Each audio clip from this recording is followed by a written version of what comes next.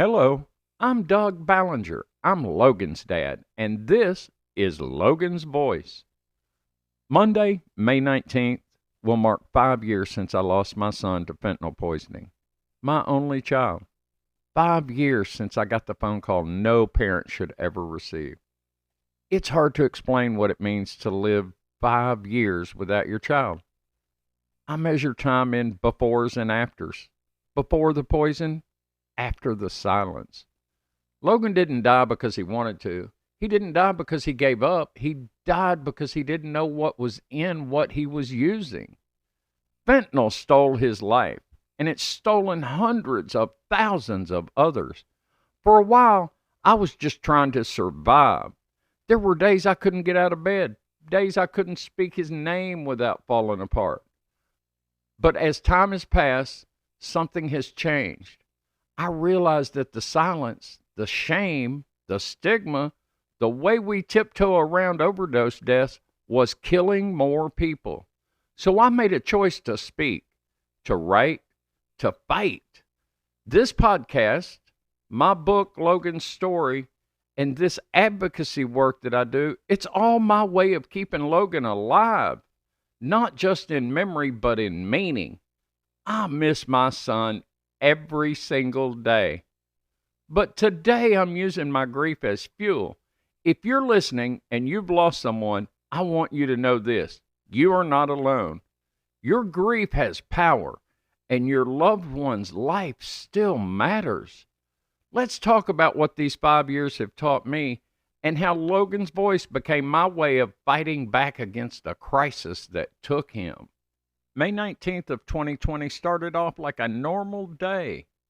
Randy and I were at our friend's house working on our old camper. We'd been updating it, giving it a new life. That afternoon, we were installing an electric awning. Just one of those quiet, simple projects that fills a day with purpose. And then the phone rang. It was around 2 o'clock. I saw it was my dad calling. I didn't know it then, but that was the moment everything changed. I answered, and his voice was different. Flat, heavy. He said, "Dougie, I need to talk to you about Logan." And in that moment, I knew Logan was gone. All I could say is, "He's dead, isn't he?" And my father responded, "Yes." I remember the words, but they didn't make sense. I remember the way the air shifted, thicker, heavier, harder to breathe. I remember looking at Randy and I didn't even have to say anything. He knew something was terribly wrong. In those first few moments, all I knew was that my son was dead. I didn't know how. I didn't know why. There was no clarity, just shock and disbelief, and a crushing weight that settled into my chest and hasn't ever really left. I didn't learn it was fentanyl until later when the coroner's report came back. Even then, I didn't understand the full implications. I didn't know how deadly it was, how widespread it had become. I didn't know this poison was saturating the street supply and killing people like Logan every day.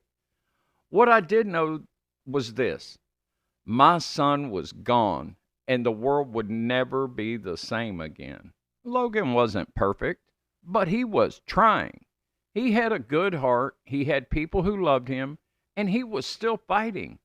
And whatever he thought he was using that day, it wasn't what it seemed. That's what fentanyl does. It lies, it hides, and it steals. And now, 5 years later, I can still see that day in my mind like a movie screen I can't pause. Randy and I, under the sun, working on the camper, and then the call. That was the day my life split into two, before and after. And as much as I'd give anything to go back to change that day, I can't. So instead, I tell Logan's story. I speak his name, and I fight for truth, because no parent should get that call, and no child should die from something they didn't even know they were taking. I live in Arkansas. And when Logan died, he was living in Florida. We weren't under the same roof, and we hadn't been for some time, but we were still very close. We still talked every day. We still loved each other. That physical distance didn't make the loss any easier. If anything, it made it more disorienting. When someone you love dies far away, your mind plays tricks on you. For days, weeks, I kept thinking I would get another call, that somehow it had been a mistake, that I'd wake up from the nightmare. But I didn't. The truth was, my son had died, alone, in a different state, and I wasn't there. That's a burden I still carry.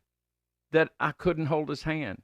That I couldn't tell him one last time how much I loved him. When people think about grief, they often picture casseroles, memorials, people stopping by to sit in silence. But when your child dies of a drug related death, especially far away from home, those things don't always happen. Instead, you get, was he using again? Did he overdose? Had you talked to him lately? And eventually the unspoken judgment creeps in. There's a different kind of grief that comes with losing someone to substance use. It's layered with shame, isolation, and stigma. People don't always say their name.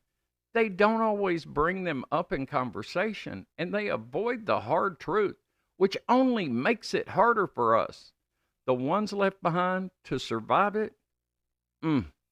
Those early weeks, I couldn't think straight. I couldn't believe it was real. I wasn't there when he took his last breath, but I was there for every memory before that, and that's what I have to hold on to.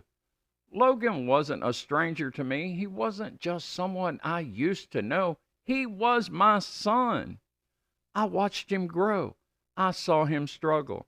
I knew his heart, his kindness, his stubbornness, and his loyalty.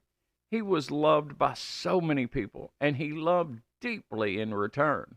After the call, I felt like I was carrying a boulder around. I still had to function, still had to go to the store, answer emails, talk to people, but inside I was crumbling. And the silence was deafening. Not just the silence in my home, but the silence from the world. So few people were talking about fentanyl. Even fewer were talking about what it's like to lose a child to it. Eventually, I realized that silence was a part of the problem. That's when something inside of me began to shift. I knew I could either disappear into my grief or I could speak from it. I didn't know it then, but that decision to use my pain as a platform would become the beginning of something bigger than myself. Before I move on, I want to share something personal. It was the night before Logan died. That would have been May 18th on a Monday evening. I called him late in the evening just to check in, just to hear his voice. He answered, and I could tell right away he was laughing, having a good time, and he sounded light and happy. I asked him how he was doing, and he said he was busy at the moment, but we'd talk tomorrow. And then just before we hung up, he said, "Dad, I love you." And I told him I loved him too. And that was it. That was the last time I heard his voice. I fully expected to talk to him the next day. I never imagined that would be our final conversation. But looking back, I'm grateful. I'm grateful that our last words were words of love. And I hold on to that because it reminds me of who Logan really was and why his story matters. At first, I didn't know what to do with my grief. It was too heavy, too constant, and it followed me everywhere, into the grocery store, the shower, the silence of late nights. I kept thinking, this isn't what a parent is supposed to do. We're not supposed to bury our children. We're not supposed to outlive them. And for a while, I didn't want to do anything. I didn't want to talk about it. I didn't want to get out of bed. I just wanted the world to stop turning. But eventually, something started to shift. I began to realize that staying silent wasn't protecting me. It was burying me right alongside Logan. I couldn't save him, but I still had my voice. And if I stayed quiet, then this poison that killed my son would keep on winning. So I started to talk, first in small ways, telling friends, posting on social media, writing bits and pieces of Logan's story, and then in bigger ways, speaking to people at events, launching this podcast, and eventually writing the book. But one of the most pivotal moments came when our friend Ann, who was always looking out for me, came across an event called Bridge the Gap. She found it, told me about it, and we went together. That night changed everything in me. We stood on a bridge surrounded by other families, each carrying their own grief and their own story, their own child. And together, we looked at pictures on Lost Voices of Fentanyl banners and Can You See Me Now banners.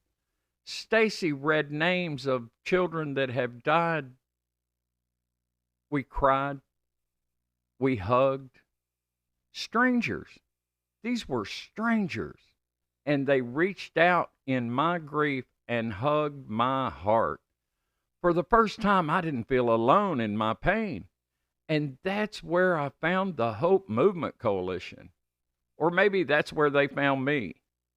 Because in that moment, on that bridge, in that grief, under that sky, I felt something I haven't felt in a long time.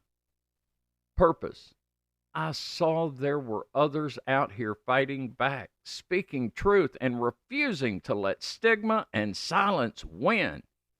That night, I went from being a grieving father to an advocate, not because I had all the answers, but because I had one story, Logan's story. And I realized that telling it might just save someone else's child. It's been 5 years since I lost Logan. And I've learned more in those 5 years than I did in most of the 60 that came before. Grief, it turns out, is the world's most brutal teacher. It breaks you wide open, and then it makes you rebuild from the inside out. I've learned that time doesn't heal everything, at least not the way people think it does. What it does teach you is how to live with that hole in your heart, how to build your life around it. You don't move on, you move forward, carrying it with you every step of the way. I've learned that people mean well, but most don't know how to sit with your pain.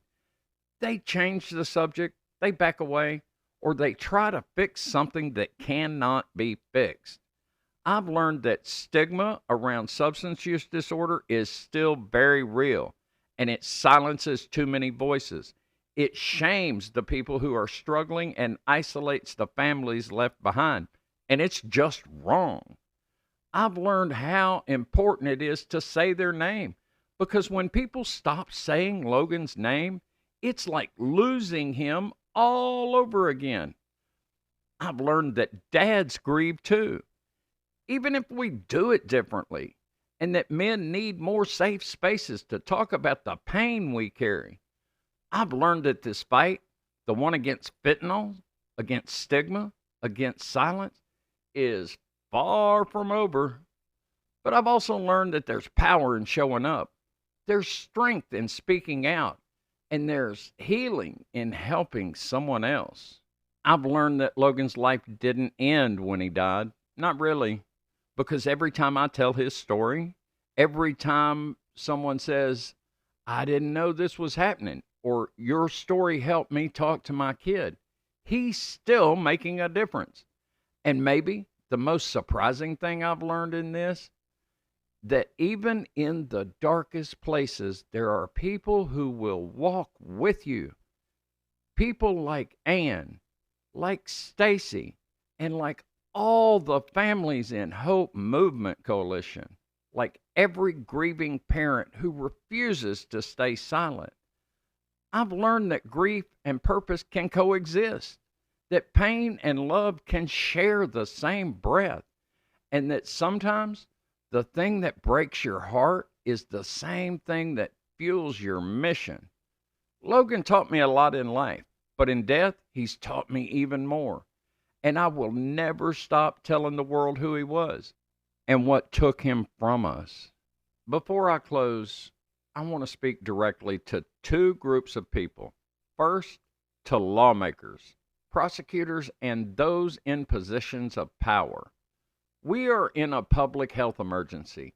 Fentanyl is not just another drug on a street. It's a weapon of mass destruction, and it's poisoning our kids, our neighbors, and our families. And right now, far too many of these deaths are being treated like they don't matter. If someone is killed by a bullet, it's a homicide. If someone is poisoned intentionally or recklessly with fentanyl, that should be treated no differently. We need legislation that ensures every overdose death is investigated like a potential crime that it is. That means gathering evidence, identifying the source, tracking distribution networks, and holding accountable the people who are profiting off of death. If we don't take this seriously, we're not just failing the victims, we're greenlighting the next round of casualties. My son's life mattered. So did the lives of every other person lost to fentanyl. Treat their deaths with the dignity and scrutiny they deserve. Now, to parents, if you're listening right now and you have a child who is struggling with active addiction, I want you to hear me. Don't wait. Don't wait for them to hit rock bottom. Don't wait until tomorrow.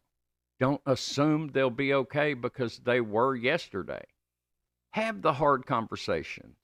Check in, show up, keep showing up, even when they push you away. You may not be able to fix it, but your presence might keep them tethered just long enough to get help, because sometimes all it takes is one bad dose, and there are no do-overs. I know it's hard. I know you're tired, but you're not alone. There are people and resources out here who want to help you. I'm one of them.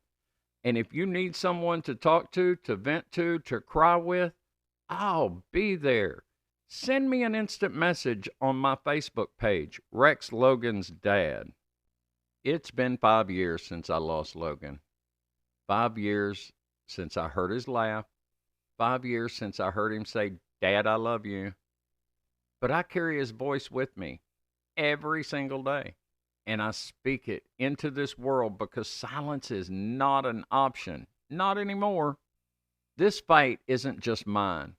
I stand shoulder to shoulder with hundreds of other parents, siblings, grandparents, friends, grieving families who've lost someone they love to this epidemic.